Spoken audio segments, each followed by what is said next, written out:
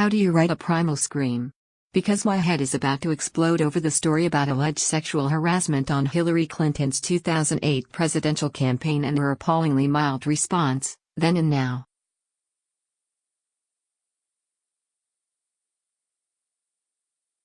To recap, while we were still reeling from the report that President Trump ordered the firing of Special Counsel Robert S.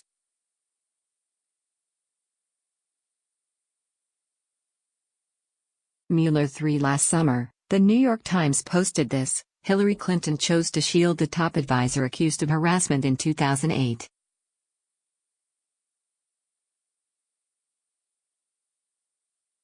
According to the Times' Maggie Haberman and Amy Chozick, Burns Strider, Clinton's faith advisor, yes, faith advisor, you can't make this stuff up, was accused of repeatedly sexually harassing a young woman with whom he shared a campaign office.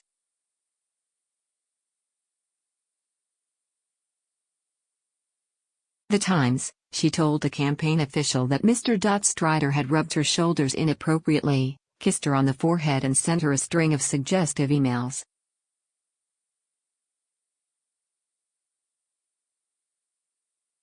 The campaign's response? Campaign manager Patty Celeste Doyle recommended that Strider be fired.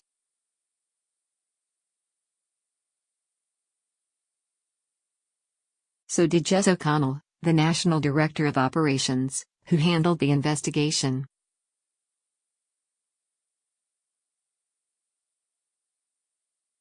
And Clinton herself? Not so much, apparently. The young woman, not identified in the story, was moved to a different job.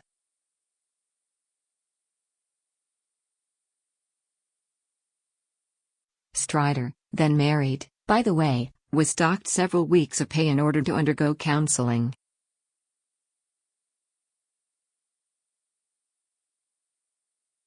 Which, predictably, he never attended. And, even more predictably, when he was hired years later to oversee an independent group backing Clinton's second presidential campaign, he was fired after several months for workplace issues, including allegations that he harassed a young female aide, according to 3 people close to Correct the Record's management.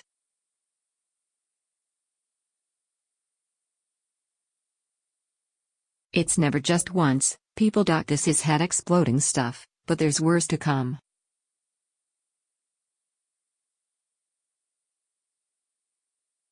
Because now, after Harvey Weinstein and #MeToo and Roy Moore, this was Hillary Clinton's belated response. In its bland totality, a story appeared today about something that happened in 2008.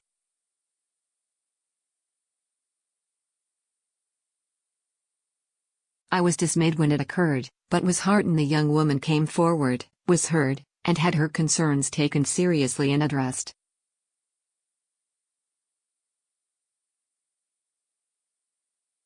And, next tweet, I called her today to tell her how proud I am of her and to make sure she knows what all women should: we deserve to be heard.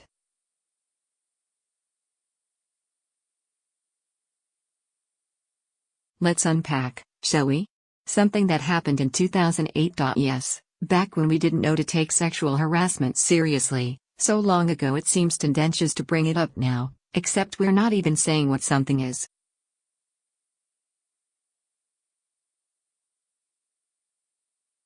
I was dismayed when it occurred. Dismayed? Dismayed? Like you would be dismayed if this happened to your daughter. No, you would, well I would, or I would want to, anyway, rip the guy's head off.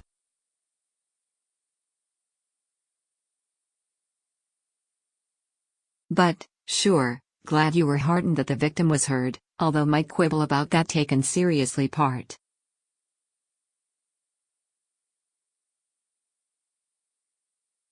Zero tolerance, much? Look, I believe that not every bad act deserves the death penalty, and without more details, it's hard to judge what the consequences should have been here.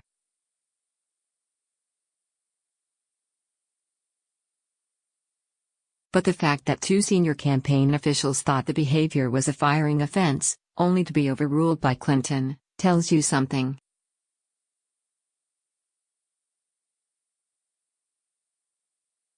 It tells you something, too, that not only was Strider not fired, he was also rehired by Clinton allies, in an important new role, where he reportedly did it again.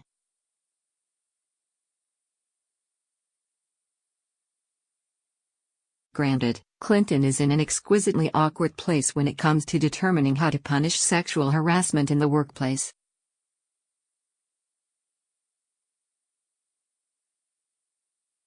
You don't need me to explain why, but it is possible to imagine her thinking process. If I can this guy for doing way less than my own husband did with a subordinate in his workplace, how's that going to look? Well, Clinton nerd in the other direction, and that's not looking so good now, is it?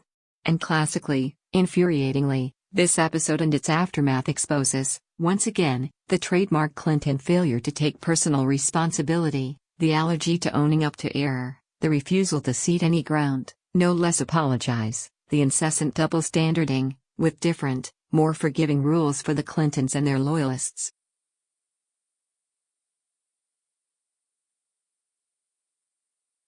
Imagine a Hillary Clinton who said something like this: "One of my 2008 campaign advisors behaved inappropriately, possibly even illegally, toward a subordinate."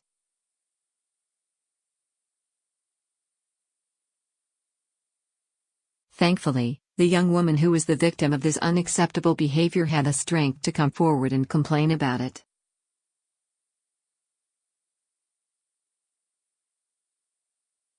Unfortunately, we failed her. I failed her. When this matter was brought to my attention, I was concerned that something like this could happen on my watch.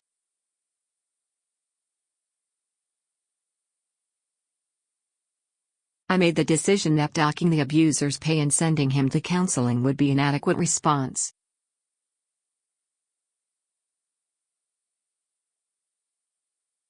In retrospect, that was the wrong call, and I am sorry for not taking stronger action.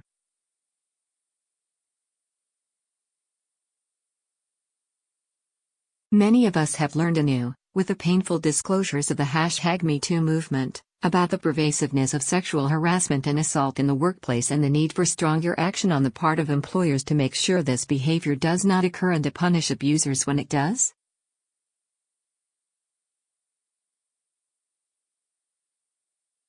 That does not excuse my lapse in judgment then. But I hope I would do better now.